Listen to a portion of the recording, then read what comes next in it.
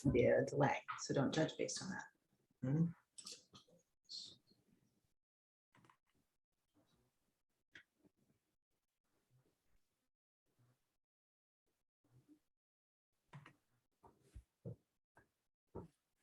Sees us.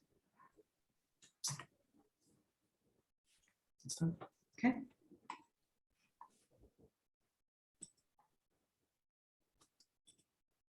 Go for it. We're live. Welcome to the Health and Halacha Conference. My name is Eli Mazer from Mizrahi, Canada. And my name is Atara Ice from Nishmat's Miriam Glaba Center. We're so honored to welcome you to this year's conference, live from Nishmat, the Jeannie Schottenstein Center in Yerushalayim. And we're very, very lucky because to start off what Be'ezrat Hashem will be 3 days of really deep study and introspection and growth together, well over 3,600 people from all over the world. We have the honor of having two remarkable women literally open us up to get this program started. Shira Lankin-Sheps and Rachel Herkman founded the Layers Project, and they are connecting women with themselves, with themselves in a very deep way.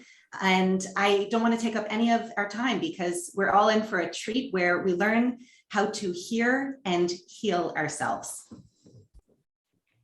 Thank you so much for inviting Rachel and I on to open this incredible conference. We're so humbled and we are truly, truly honored to be a part of this really important 3-day conference, and also to be able to open it by opening our hearts and opening our minds to something maybe that would be new for you, something that might be really an interest of yours, which is writing. And we're talking about writing to heal ourselves, to hear ourselves on a personal level and also on a public level. So whether we're writing for, our own healing journey or writing to heal the community.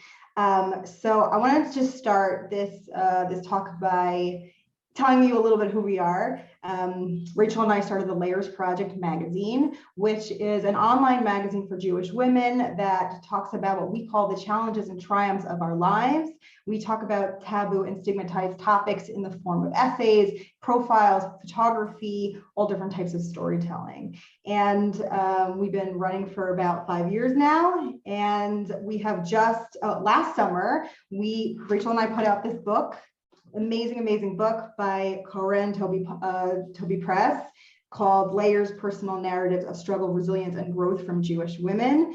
I traveled up and down this amazing country in my first year of Aliyah, and I interviewed 34 Jewish women who were Sabras, immigrants, refugees, talking about stigmatized and taboo topics, talking about infertility and infant loss and cancer and war and divorce and abuse and assault and you name it, we've talked about it.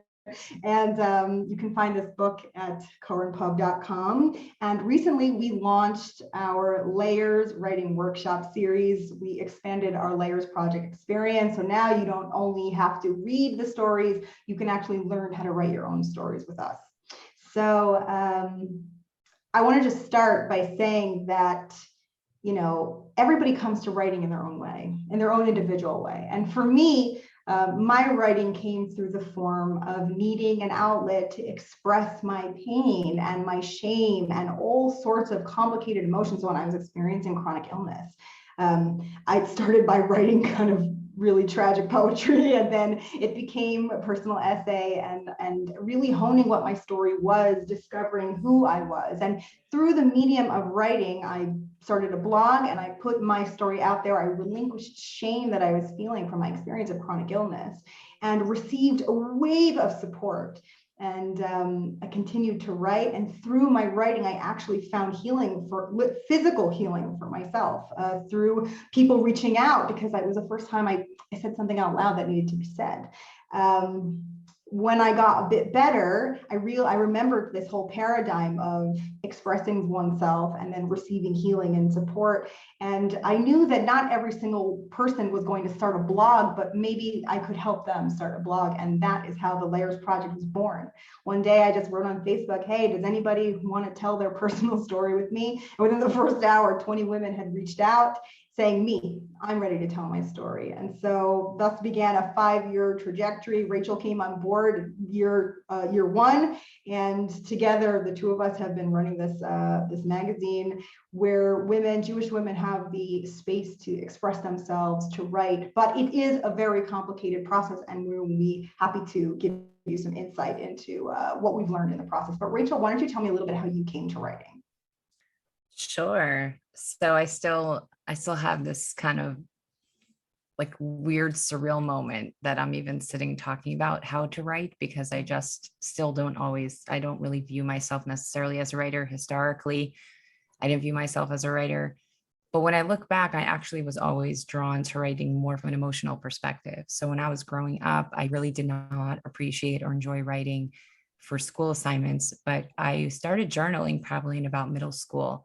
So I guess I naturally was always pulled in that way, in terms of that more creative or cathartic, or kind of open things up and not know exactly where it's going to lead, but something about that process is helpful. I think that type of writing definitely spoke to me. I think that there's a lot that I've seen clinically for me as a social worker. I find that there's so many complexities to our feelings and the way we cope with our feelings. And so when we talk about healing here, I look at it as there are times where writing can be an adjunct to other types of healing. I think there are times it could be an opening, an inspiration, a kind of an invitation to greater healing. I think there are times where people will start writing about something and realize, oh, wow, I didn't realize how far back this goes, or how deeply this goes for me. And for me at the Layers Project, I find that we're often working with women and seeing them start to learn new things about themselves in ways that are incredible. And that's what brings me to writing, is that idea that it's not about this defined start and end, but really about something that happens in that trip in between. And there's a cumulative aspect to being detached from ourselves. And that detachment from ourselves can manifest in a variety of ways. And I think for some people, writing, even if it's a little bit, even if it's just for themselves, it's not necessarily everyone has to write something for the world, but just writing in general as a way to stay attached to ourselves, stay connected, to stay attuned, stay aware, I think has an incredible potential, not just for other people, but even just to start conversations going within ourselves. I mean, I'll say out loud, even as we start this, I'm feeling this nervousness whenever we start these conversations, these Zooms, I feel very nervous. And then I remind myself, okay, just imagine you're just having a conversation with Shira like you usually would, and just kind of pretend no one else is listening and you guys are just doing your usual thing.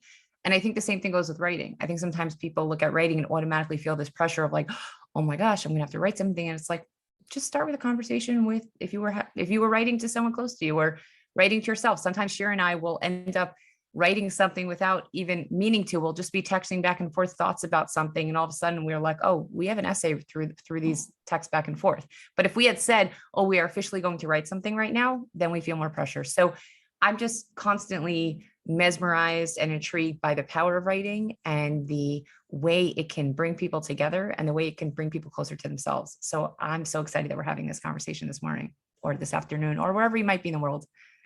I love that. And what's interesting, what's unique about what Rachel and I bring to the table in terms of a writing workshop is that Rachel and I are both clinicians, we're both therapists. And so our primary concerns when we write with the women who we write with, we've written with hundreds of women on the Layers Project over the last couple of years, we're concerned about what's safe and healthy, what's healing and healthy, meaning we don't believe that every story with all of its goriness and graphic details needs to go into the internet to be a service to oneself to write.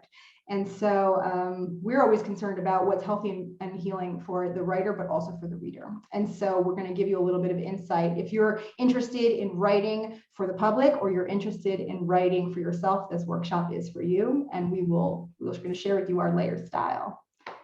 So Rachel, why don't you tell us a little bit about your perspective on writing at this time? So I look at writing as something that can really transcend the usual categories and boxes that we might assign to ourselves and assign to other people. And it pushes against those kind of rigid constructs that we often have in our society, in our cultures. And there's something exciting about that. And there also could be something unsettling about that. And I think we become different through our writing. I think that we can experiment more with vulnerability. I think that there are things that before people are ready to say out loud, they might put in writing. In fact, I remember hearing years ago from Rabbi Dr. Tzvi Hirsch Weinrib, something about how with vidoy, verbal confession for the tshuva, the repentance process, but the word vidoy comes from the same shoresh, the same root as the word vadai, which means certain. Because when we say something out loud, it gets real. And with writing, I find that that can be a stop along the way. Sometimes it really can help people first find language, which is such a big part of things. When you can find language for things and you could get it in writing, sometimes that can make it easier or just feel less frightening to say something out loud. Now, part of writing, I think, can also be healing in the sense of the response that you might get from other people. I've always loved watching on Lawyers Project when we post an essay, and a lot of people have shared this with us as well, is the sense of response that people get when they put an essay up is very often the comments are very gentle, very loving, a lot of validation. And this is something that we've worked hard on to really create and cultivate that culture, because that's really not the default on social media. The default on social media could be judgment, criticism, or even just well-meaning advice, even just that idea, or continuing the Q&A, right? Like, oh, once someone writes something about themselves, now it's just like, we're open for business to ask anything else. And I have found this for other people and also for myself, when you put something out there and you get a gentleness or a loving response from other people, that can often inspire a certain response within yourself, because now you're starting to see yourself through other people's eyes as you're seeing their response to your situation and your journey. And that self-compassion that could be so difficult. I find where often it could be easier to have more compassion for someone else and their situation than to have that towards ourselves. And having that towards other people, and then being able to bring that back to yourself, or taking in the compassion other people give to you, not pity necessarily. Pity and compassion are not necessarily the same thing. It can create more of this integration of an experience where it fits into a different place. Now, I want to mention about the somatic piece, which is basically kind of our bodies and where our bodies fall into this process and where our bodies even fall into this framework of our workshop. So we often carry experiences in our bodies. That's something that I think most of us can agree on. It's not uncommon that when people hear bad news and automatically they put their hand to their heart, or you say something made you sick to your stomach, right? These aren't just kind of words. These actually, we carry our experiences. People get stress headaches, right? There's a lot of things that are becoming more clear now for many about the links between kind of our whole sense of health and wellness and how we feel in our bodies. And this is relevant for writing itself, because when we can notice what's happening in our bodies, we can notice where we're at. Sometimes I'll notice that there's a heaviness I'm feeling. That's how I know there's something that maybe I need to get off my chest or release in a certain way. But I think even just for this workshop itself, that whenever we're talking about writing, we're talking about situations we've been through, it brings up a lot of stuff for us. And so to be mindful of what we're feeling, and a quick grounding exercise we can do is where basically you pick, I like grounding exercises that you can do in public while you're in the middle of doing other things. Like breathing exercises are great, but if you're in the middle of doing something, to just be like, oh, hey, everyone, sorry, I got to go breathe in the corner. So one quick grounding exercise that you can do is you notice your feet on the ground, and you would do this obviously slower, your back against your chair, and then your breath. So 3, or you could also pick 3 spots in the room, 3 specific points in the room, and you slowly rotate your eyes between those 3, just as a way to kind of bring yourself back to where you're at. And this is important because whenever people take workshops, they're in this space of, tell me the secrets. I want to know the details. I want the recipe, kind of listing steps. And whenever we're talking about steps, I like to always bring up the example from Dirty Dancing when Johnny's teaching Baby how to dance. And I think I bring up this movie in every single talk I give. I somehow bring it in. is he's trying to teach baby how to dance and she keeps stepping on his toes. And he goes, you keep stepping on the ones, right? And then he says, the steps aren't enough. You need to feel the music. When we're talking about writing, when we're talking about awareness of our bodies, the steps aren't enough. We have to feel the music. In other words, recognizing it's not just how do I write an essay? How do I write a piece? How do I start listening to the music that's inside myself? And when we can cultivate that, it helps us not just become better writers, but I think it helps us just have a better relationship with ourselves in general. So take it away. Okay, so you're here. You want to write, right? So I came up with a couple of questions that you can ask yourself to consider when you're beginning this process to see a litmus test, see where you're at. So the first question you could ask yourself is, what is bringing you to this workshop and what is drawing you to writing? Maybe you feel like you have a story to tell. Maybe there's a story that's sitting on your heart and you just need to get it out there. Maybe, and I've had this conversation with a couple of women that I've been working with in my workshops and my one-on-one consultations this week. I had this multiple times, had this conversation where women said, I actually have so much to say. I feel so many feelings that I just, I just need to put it out into the world. And then subsequently the question is, and I don't know where to start. Can you identify that story? Are you flooded with a lot of different memories, a lot of different emotions, a lot of different experiences that have value for yourself and for others, but are you able to identify that point? Why do you want to share it? A lot of times over the years, people have reached out to me and said, I want to be a part of the Layers Project. And I've asked, why? Tell me why. What's your goal? Are you seeking to receive validation, to experience catharsis, to validate the experience of others, to educate your community? What's your goal? Maybe and it could be that, you don't want to share it. Maybe you just want to write it down and keep it for yourself. And it's a part of your own hearing of your own mind process. I always love when people say to me when they start their journaling journey and they say, gosh, I wrote things that I didn't even know were in my head. Things came out of my mind that I didn't even know were there. And so it's a really great opportunity to hear ourselves. That reminds me of that expression when people say, like, I can't even hear myself think. Yeah. And so I often think about kind of what are the things in our lives that make it difficult for us to hear what we're thinking, right? Like those distractions and kind of other things, other messages, noise that make it hard other to people's know. voices, other people's opinions. Absolutely. I think that's why both of us, which is the irony, we use social media in such a healing way, but we've both created such boundaries around social media for ourselves, for our own wellness, but also our creative process. I mean, I don't go on social media usually until the afternoon. This morning I went on Facebook to post the link to our talk, but broke my rule. But, in terms of just that, to be able to hear ourselves think, I think such a big part of this. I think you're totally right. Today's day and age, especially with social media, there's a cacophony of noise all the time. Other people's feelings, other people's impressions, their opinions. And it's hard to identify what's really going on inside. And so journaling is a space where it's just you. There's nobody else. And so it's an opportunity to hear ourselves. Who is your audience? That's a great question. You can identify it's just me. Maybe it's the people at the Layers Project. Maybe it's any other Jewish publication or any kind of publication. Maybe you want to write a book. Maybe you are writing a letter. Maybe you're telling something, you're sharing, disclosing something that happened to you to a friend, to a parent, to a sibling, to someone who's close to you. It's really important because our writing, the voice that we use is going to be really affected by who we're speaking to. And it prompts a lot of big questions like, can the person contain what we have to say? Can that audience listen? Can that audience receive what we're intending? Are you writing for healing yourself or you're writing to heal others? Because if we're in the healing ourselves space, we're not yet ready to heal others.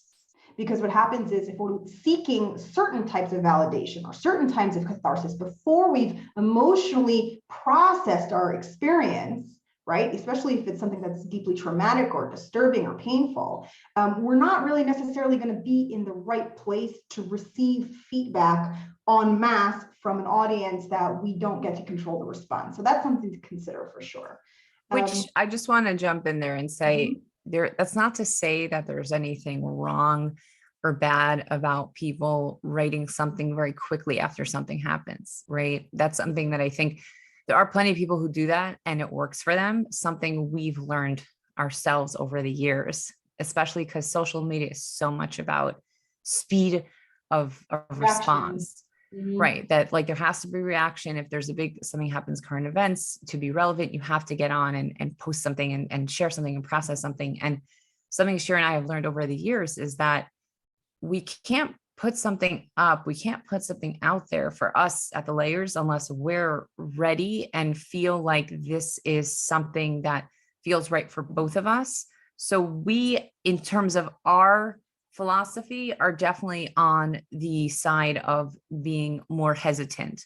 That's not to say that everybody who posts something right after something happens, that means that they're not in a process place or that what they're doing is reckless. I think for the type of writing that we are talking about for today, because there are times where we'll write something in a more immediate way, but I wanted to just give a little nuance to that when we're talking about responding or reacting to something immediately, that's fine. And there are people that works for. The type of writing we're talking about here, I think, is a very thought out, reflective process. So I just wanted to create that distinction. It's about meaning making. And so sometimes when people are responding with reactive pieces, it's not necessarily about meaning making, it's more about an expression of emotion, which is a very right. And then I think when we're talking about current events, something that you and I have talked about a lot is that Shira, Rachel, we don't need to be a news source for people. So when we are writing pieces at Layers Project, we are not seeing ourselves as we need to include the news, the actual details of an event, because we're not a news source for people. That's not why people are turning to us. If we were a news website, we failed because we are not fast. We don't post a million times a day, right?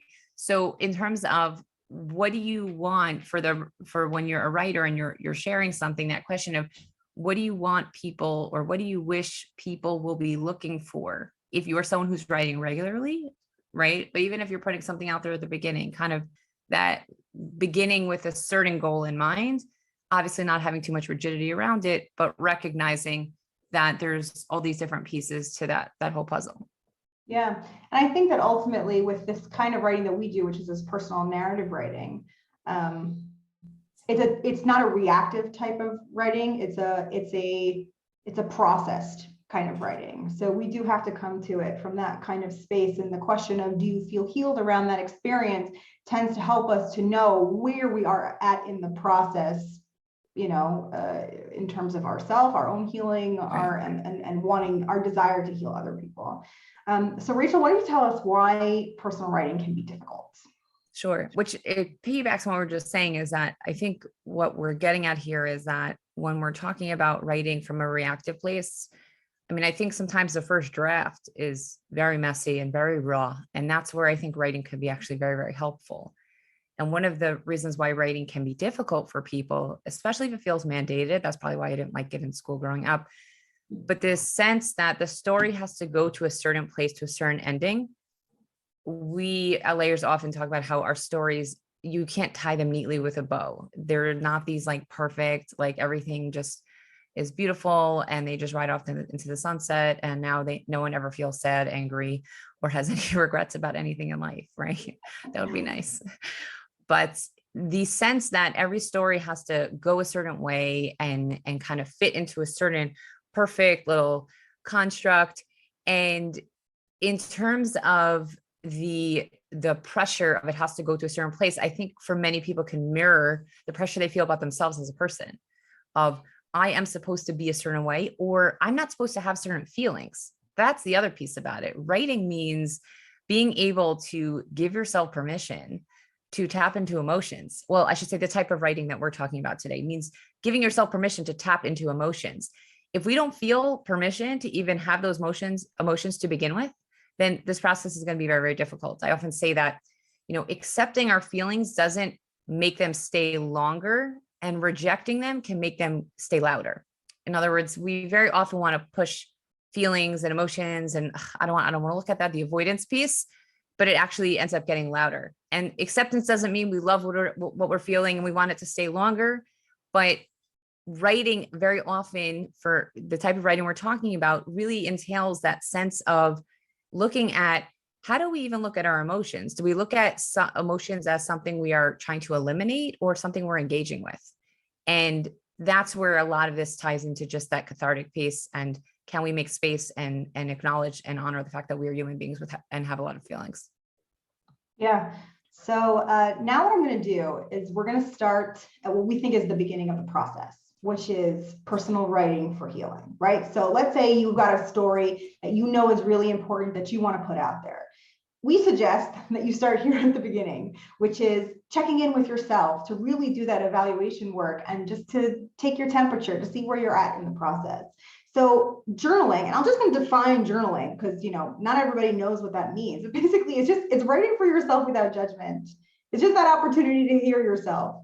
It's just to say, like, what am I really thinking? And then you write it down and then you discover, you know, what's really going on in your mind without all the noise as we've discussed. Right. And as we were talking about before, meaning people aren't always aware when they start writing what their focus is going to be in terms of, is this going to social media? Is this just for yourself? Sometimes people will just write stuff for themselves and realize, you know what, maybe there's something here that might be helpful for other people to hear. Totally. So I think having that kind of fluidity can happen as people develop with time as writers. And also, just to clarify, all of this writing that I'm going to discuss right now is amazing fodder. It's like, it's gold. It's like, you're going to go, when you get to the end of the process, you're going to go back to everything that you've written and you're going to mine it for all of those thoughts and feelings and expressions. And you're going to be able to take that and then really make that, shape it into, you know, whatever your goal is, however you want to publish it, whether it's for social media, whether it's for an article, whether it's, I don't know, whatever you want to do with it.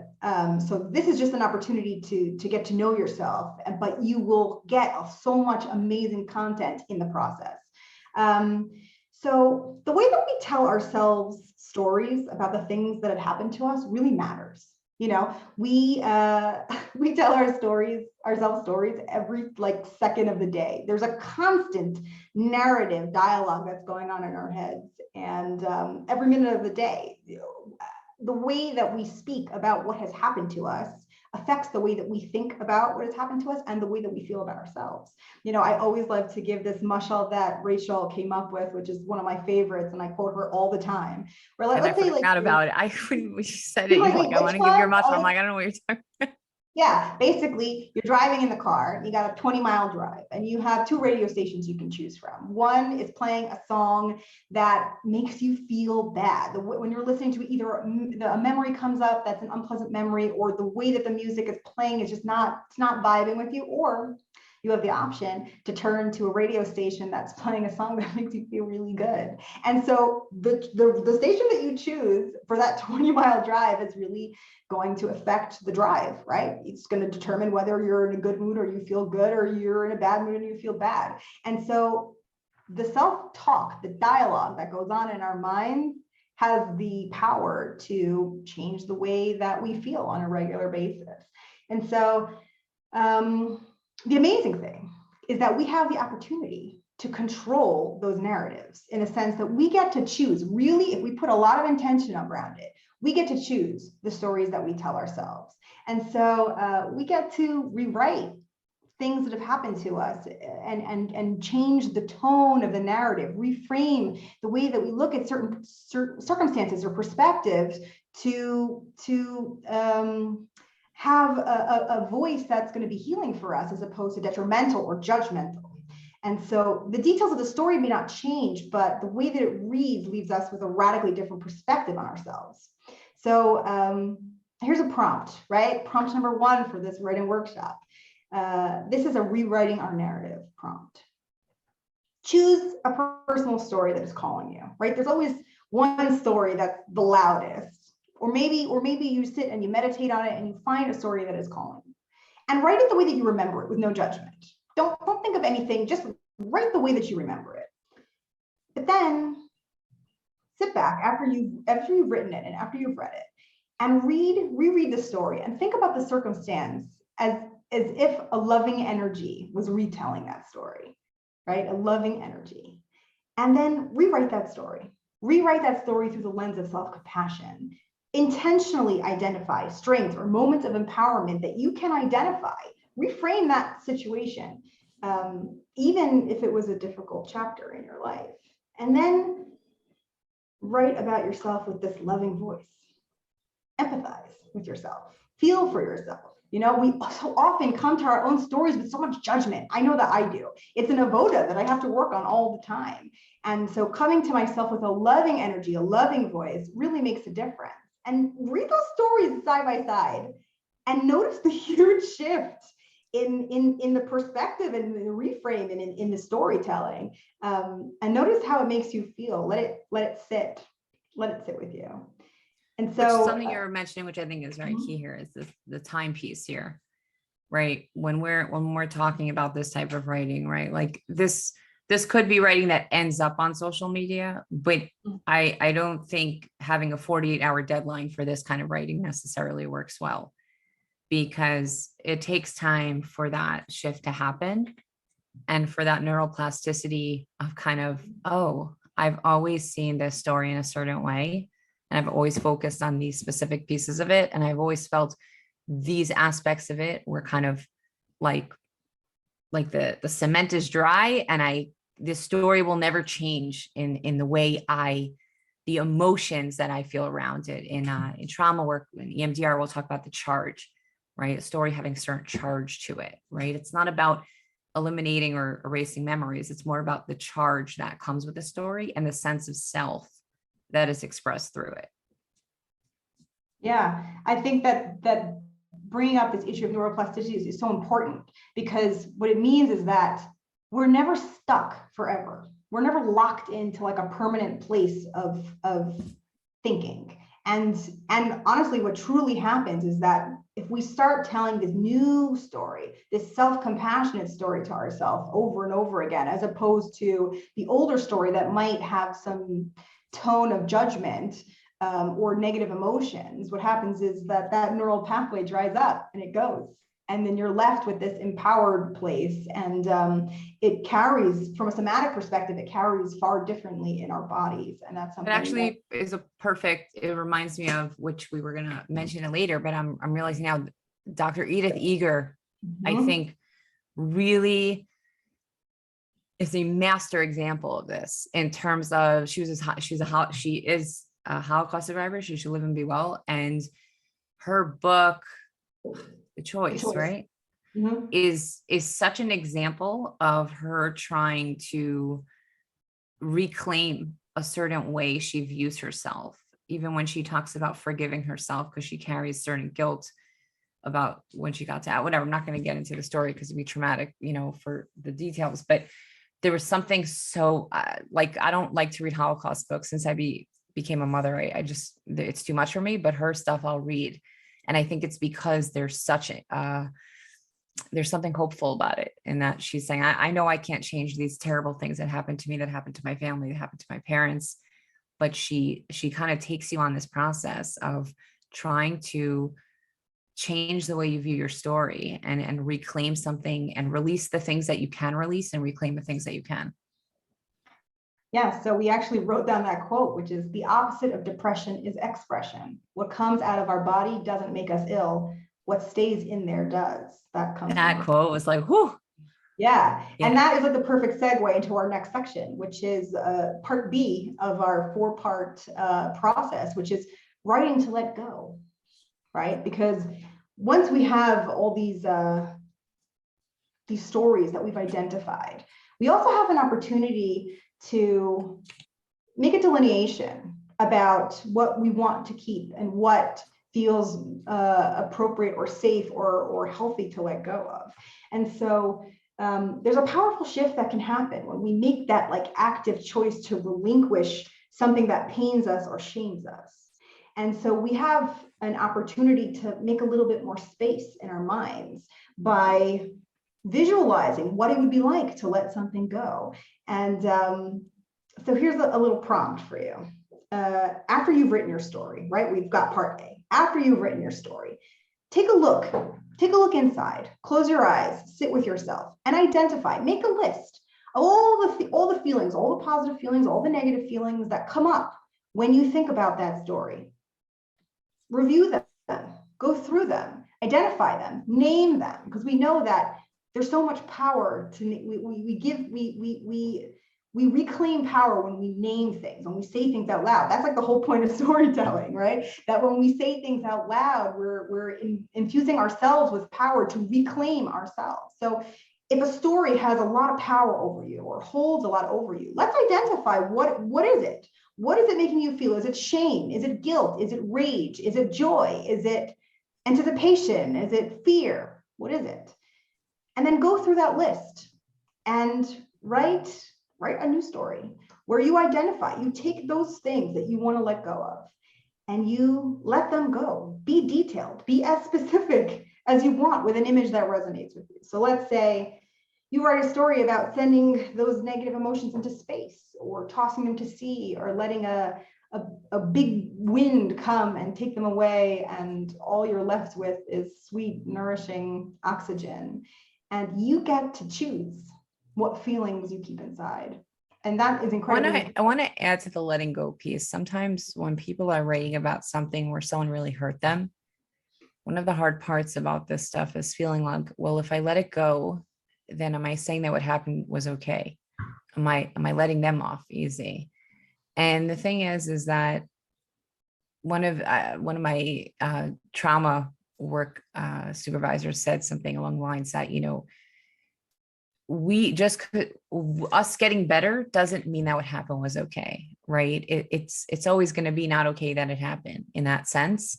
Yeah. And I like to look at forgiveness as it still may never be okay, but we just don't want to be stuck there anymore, right? Then it doesn't have to be that we are necessarily letting that person go in that what happened was okay, or that source of pain is okay, it's not a big deal anymore.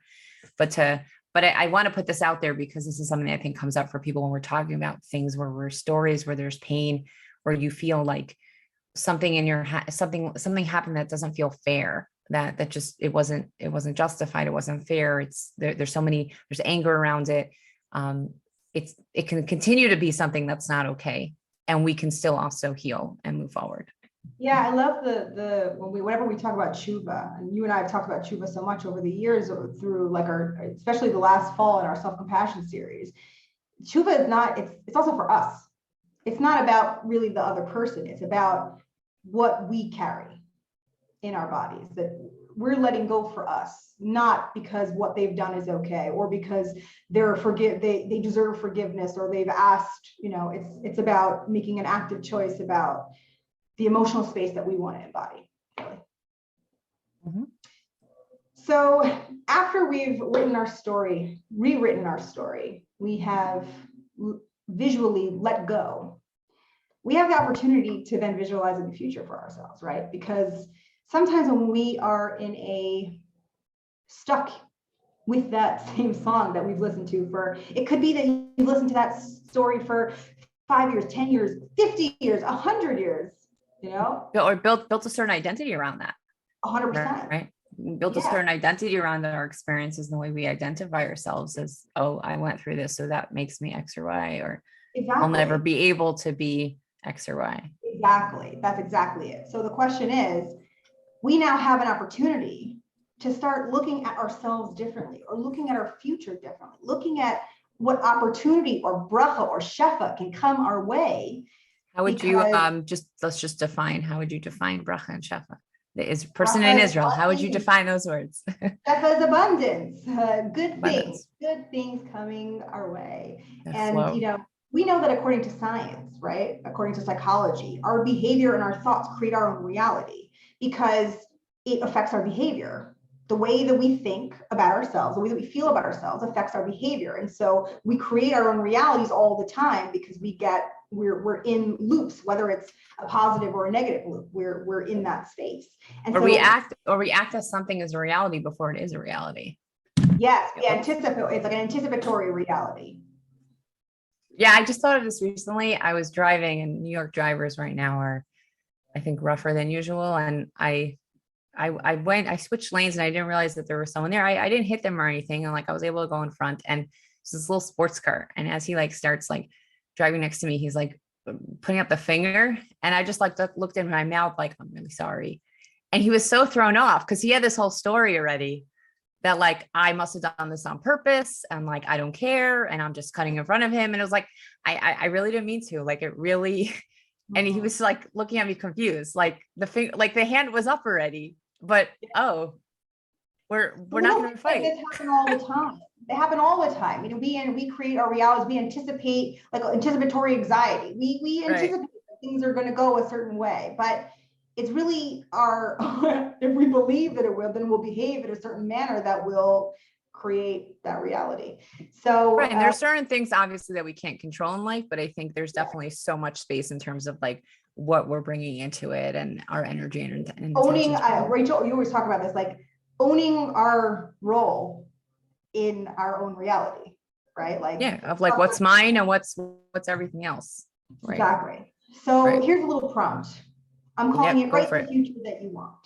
Get really specific. This is your opportunity to dream. You know, detail what you see, detail what you sense. You know, what do you smell? What do you taste? What do you hear? What do you feel? What do you see? As you go And about where are we in that picture also? yes, In other words, right, I always say like fantasy and fear are about change. They both have change, right? Most people don't fantasize about something that's exactly the same that is right now. But there's also, but fear is often the, you know, a fear of change, right? So even just that sense of like, where are you in that picture? What is your facial expression? What are you feeling? yeah. What are you And saying? start from the beginning. Start from the beginning of the day. When you wake up in the morning, you know, take yourself through your day. What does your day look like? Who's there? Who's absent? That's really important too. What do you believe about yourself? What feelings do you feel? What are things that are bringing you joy or nourishment or contentment? And when challenges arise, how are you able to show up in terms of your own internal dialogue? So you get to choose and create a fantasy of the future that resonates, that you can hold on to, and that can be the new story that you tell yourself. And the last thing is affirmations, because I think it's really important. You know, when we get stuck in old stories, it's hard to let it go. It's hard. We could visualize all we want. We could write as many different chapters as we want, but ultimately we need to strengthen those new neural networks that we're developing through our neuroplasticity, through these new self-talk and new dialogue that we're talking to about in our own minds. We need to establish things. We need to have like a mantra. That's really what affirmations are. Affirmations are statements that that we can repeat to ourselves that strengthen those neural networks. And so write statements and declare that you are open to a new reality, to blessing, to joy, to healing, to all good things and all blessings that may come your way. And it is a way to remind ourselves that we are worthy and open to good things. So I think and that's hard. That's hard. Yeah. I think it's much easier to dream about than to actually face and work towards, because I think that I find that one of the most difficult things about change and healing is that sense of, well, this is just the way I am. Like, this is just me. Like, this is me. And I think that's one of the things that's awesome about childhood, is that little kids don't necessarily feel like, oh, classic me, there we go again, doing what I always do. Right. Yeah. Right. They think they're going to be astronauts, and they're very confident about that. They're not necessarily at a place where they're like, oh, I can never do the chemistry for that. They still have that kind of openness. So yeah, so we need to be childlike in a way. Yeah, in a way, this is claim that freedom, that openness to possibility. Right. I mean, kids love coloring pictures. They love coloring pictures and explaining what's happening in the picture. Right. And then something happens for us as we get older, we become jaded. And that idea of drawing that picture of something that may not be right now, suddenly that's harder to do. Or we say, I'm not good at drawing. Right. I can't draw. Or what's the point? What's the point? Right. Yeah, why? We are combating, we're fighting with these habituated emotions all the time. And so I think that once we get to this place, it's a really good time to say, well, the writing that I've done or the way that I feel, it's another section of questions you can ask yourself is, am I ready for more? Am I ready then to educate others about my personal experience or about this stigmatized topic or this taboo topic or about what it's like to live in my shoes? Or do I have a message I want to give? Have I made some sort of meaning that I believe that can be healthy and validating for others to hear? And so Rachel, why don't you tell us a little bit about how do you identify that you're ready to share your story to a public audience? Okay, so let's say you wrote something out, whether we call it a story or reflection, and you are debating or considering putting it out there, whether it means maybe, and this is, by the way, something I think is so powerful about social media and what has allowed social media to be a grassroots vehicle to healing. Because before social media, if you wanted to put a story out there, you hoped that a local newspaper editor was going to run your story. And that was basically it. And so now, and there's obviously two sides, it's not always great, but anyone can write anything basically and post it. So we're talking now about it in the constructive way, that if let's say you're like, okay, I wrote this piece, something I'm feeling or something I went through, and I want to put it out there. So these are some things we've looked at or have come up in our work over the years of, causes for concern or causes for curiosity to kind of ask yourselves. So the first thing is that, is this story very unprocessed for you in terms of where you're at? If you've been through something very, very painful and traumatic, and you haven't spoken to anyone about it, and you haven't done any trauma work around it or spoken to anyone in that kind of counseling capacity, I don't want to give a black and white statement and say, do not post it, do not share it. We'll just share from our own experience in the work we've done that we have found that those who have done some healing work beyond just writing, in other words, support groups, therapy, whatever it might be, types of counsel, have been in a place where there was some more processing that had gone on before sharing the story. And that's really important because sharing our stories can bring up triggers from the actual story, but also people's responses can bring up triggers. So for example, it's not uncommon for people to carry a certain belief about themselves after a painful experience that somehow this was their fault. For a variety of experiences, people feel like even miscarriages, right? Like people often carry this guilt or shame or constant questioning. People on social media could be cruel and write things that might imply that maybe something was your fault, or wait, did you notice X and Y? So that's why it's helpful if something's very raw and unprocessed to kind of get curious of like, is this the right time and place to share it? The reader does not need every graphic detail of a story. This is something we are very conservative about at Layers. In terms of, I look at it like most people are not reading social media in a very kind of contained place where, they're sitting on their couch, kind of very aware, this is what I'm doing right now. Very often people are reading on the go. And so we want to be mindful that we're sharing something and we want people to be able to read it and then go on with their day and not become a hot mess from it. Now, there's nothing wrong with becoming a hot mess from something we read. I just recently, I often listen to podcasts in the car. I recently listened to a very specific podcast. And as the episode was going, I was like, I can't listen to this while I'm driving. I need to listen to this while I'm sitting, not doing anything else. And that's what I did. And after it was done, I sat and I stared at a wall for a half hour because it was that kind of, thought-provoking thing. But in terms of this awareness of people don't need every single detail of the story in order to be able to get a message across. And when you're thinking about what you want people to connect to, I would even argue that the more details you have, it actually has the power to alienate sometimes. Sometimes people feel like the more details and the more people can have in common with you. Sometimes it can alienate people because then there's more details that they don't relate to. Also, is this your story to tell? Sometimes people tell stories that involve other people in the story.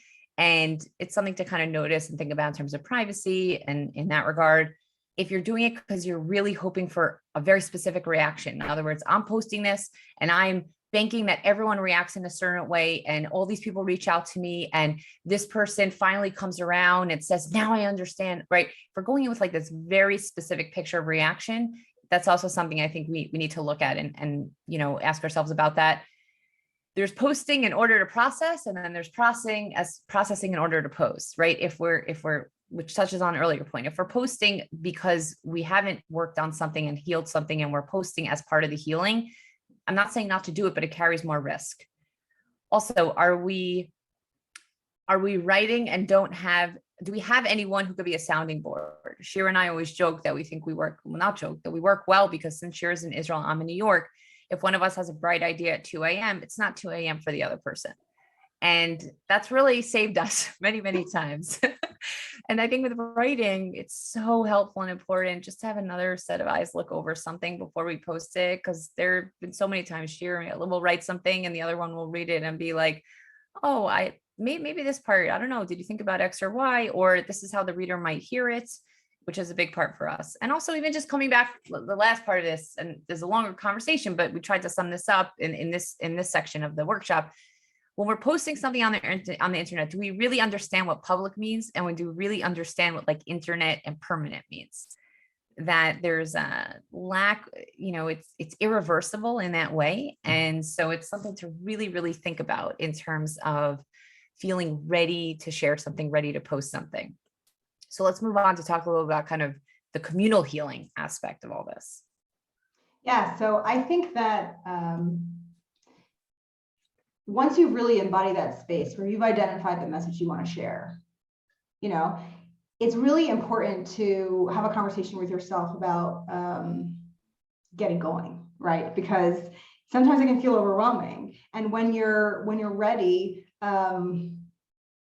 you got to just go for it. We have to identify, what is still feeling off.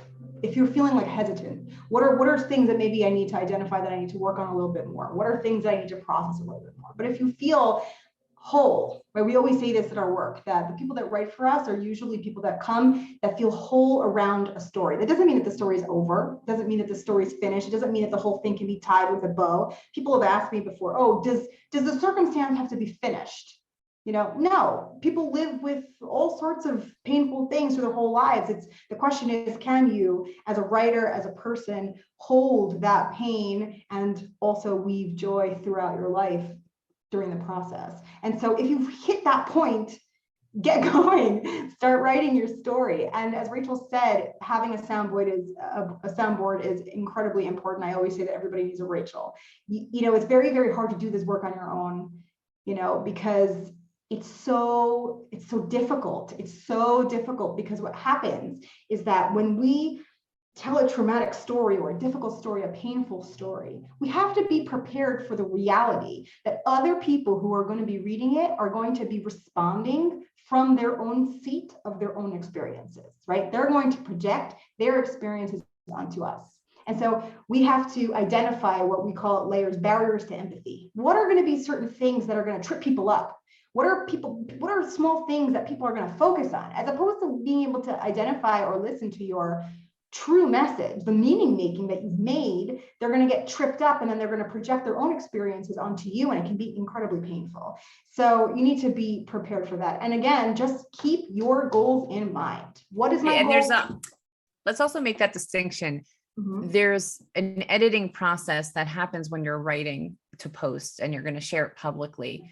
And sometimes we feel a certain devotion to the whole story or to the whole draft. And so it could be very painful to say, can we take this part out? That's something we've often talked to people about. Are you married to that? Are you married to that? Are you married to that part? Right. And it's true, because you could feel the certain, like, no, like that was a very climactic part for me, or blah, blah, blah, blah, blah.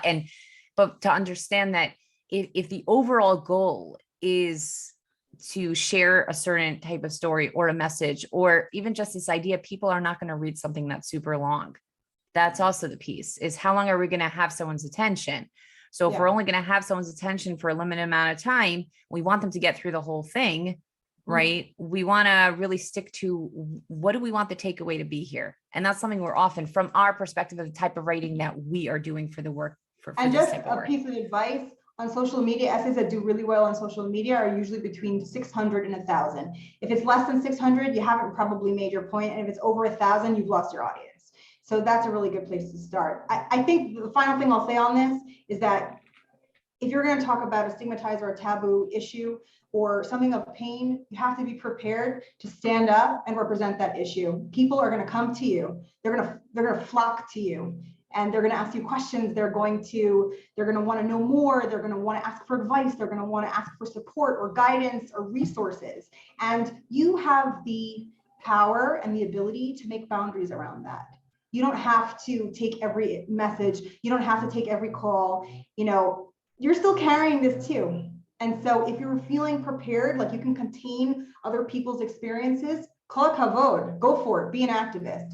But you don't have to. You don't have to respond to every single message that you get, because it can be very overwhelming. It can be very flooding. And so if you are going to be writing for the community, you have to be prepared for that. That could be a response. I know that when people publish on Layers, it's seen thousands and thousands and thousands of times.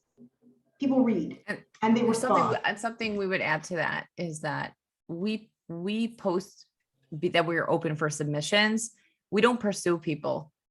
We don't pursue people in that kind of way. And there's something about that in terms of readiness. I think when people are ready and they want to reach out and share something, that's one thing. But this idea, and sometimes people say, well, why haven't you covered this topic yet or that topic? And it's like, well, it means we either did not get outreach from someone, or it wasn't at the right time and space, or at that particular point, or we don't feel, Shira and I don't feel that we are in the position to conduct that conversation. That doesn't mean that we are saying we are against something, but more about recognizing that our role in things and also staying open in that kind of way.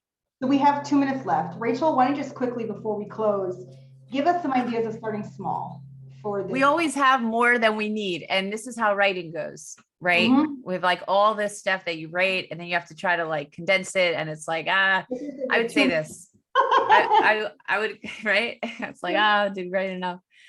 I would kind of bring it all together like this, which is that they're setting expectations and they're setting intentions. And setting expectations is this very outward charge of like what I hope happens out there. And setting intentions is more of this inward choice of kind of like, I don't know what's going to be there, but like, I want to set an intention of like, this is how I'm going to, not just what I'm going to do, but how I'm going to be. And that goes for not just ourselves and in our lives, but also about writing in terms of what we're expecting from our writing, what we want to get out of our writing, what we hope other people might get out of it, but also setting intentions of like, what do I want writing to be about for me? How do I want this to help me expand and grow and connect? You go. Yeah. So a checklist. If you are going to be doing public personal writing, we have our four stages: rewriting, we have writing to let go, we have visualizing a new future, and then we have our affirmations. And then once you reach a point where you're ready to write for the public, we've got a checklist. You ask yourself, is it safe for me to write? Has what I've written resonate with the message that I want to give across and put out into the world? Does my audience match my goals? Have I surrendered my need to control the response, because we can't once it goes out onto the internet? Have I made meaning that will be healthy and healing for others to hear? And am I educating my audience about something that I believe they should know, something that I really believe in? Do I have a message that I want to put out to the world? So I want to thank you all for joining Rachel and I today on this writing workshop. I saw some questions. We have writing workshops. Actually, writing workshops start tomorrow, but we have summer workshops that are now open for application. You can check them out on the layersprojectmagazine.com. You can see our posts and our essays on our website, on Facebook at The Layers Project, Instagram at The Layers Project. Hop on over to quorumpub.com and purchase our book, Layers, Personal Narratives of Struggle, Resilience, and Growth from Jewish Women. And be in touch with us. We're here to write with you, to be a support. You want to work in a workshop with other people, or you want personal one-on-one writing, we have both of those opportunities. And we can't wait to connect with you, to support you through your healing process, through your writing process, through your exploration and your journey. We are here for you, and we are grateful for this opportunity, humbled, and enjoy the rest of the conference. We are. Yes. Thank you, Nishmat. Thank you, Mizrahi Canada. Yes, yes. Thank you to our amazing hosts and sponsors.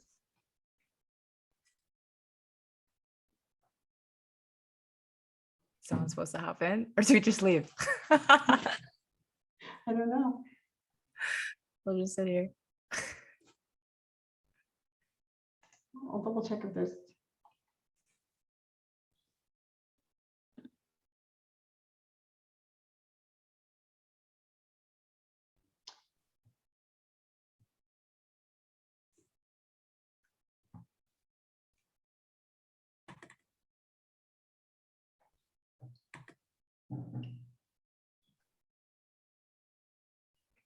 say we hop out. To the All next- right. Well, thank you all for joining us wherever you are in the world. Take care. Bye-bye.